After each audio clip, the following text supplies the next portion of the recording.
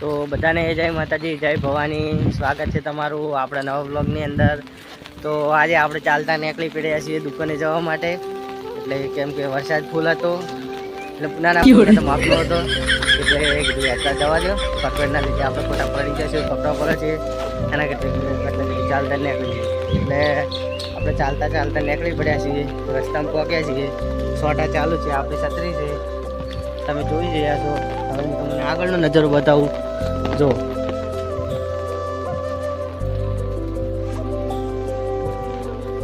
આ બાજુ બાજરી ઊભી છે, આ બાજુ કપાસ છે, વરસાદ આવતો નહીં, શું કરશે કહો?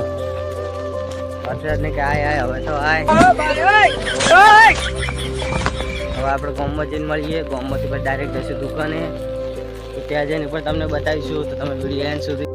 મિત્રો આપણે હવે પહોંચવા આવ્યા હતા ગામમાં આવ્યું એક મણિપુરાનું બોર્ડ, જે બોર્ડ છે, અને આ બાજુ સામને છે સંસાન। તો આપણે નીકળી પડ્યા હતા અને રસ્તામાં એક તળાવ આવ્યું હતું, એટલે કે બ્લોગ બનાવતા જઈએ અને મિત્રોને થોડું બતાવતા જઈએ।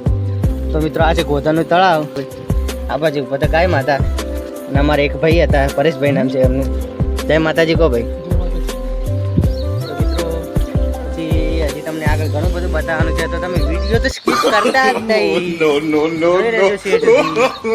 તો આ બાજુ બાવળિયા ઊભા હતા, અને આજે મોટી ગણતી, તમારી ભાષામાં શું કહેવાય કોમેન્ટ કરજો। અને તળાવ ભરેલું છે, તમને કદાચ નહીં દેખાતું હોય, અહીંથી દેખાય છે।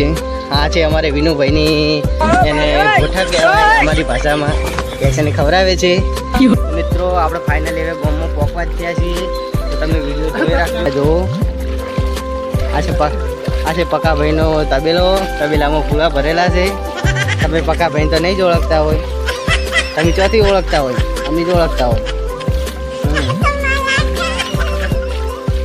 અમારા પરેશભાઈ કોઈ કહેવું કહો પરેશભાઈ? અમારા પરેશભાઈ કોઈ કહેતા નહીં। તો મિત્રો સ્ટોપ લખેલું આવી ગયું છે, તો આપણે અહીંથી હવે સ્ટોપ થઈ જઈશું, આગળ જવાય એવું નથી। કેમ મિત્રો આવું સ્ટોપ કેમ લખેલું છે? તમને ખબર હોય કે આ સ્ટોપ કેના માટે લખેલું છે, તો તમે કોમેન્ટ કરજો। સામે ઇકો જાય છે, હા ઇકો જાય છે, સામે ગલ્લો છે, સામે સાગરભાઈની બાઇક પડી છે।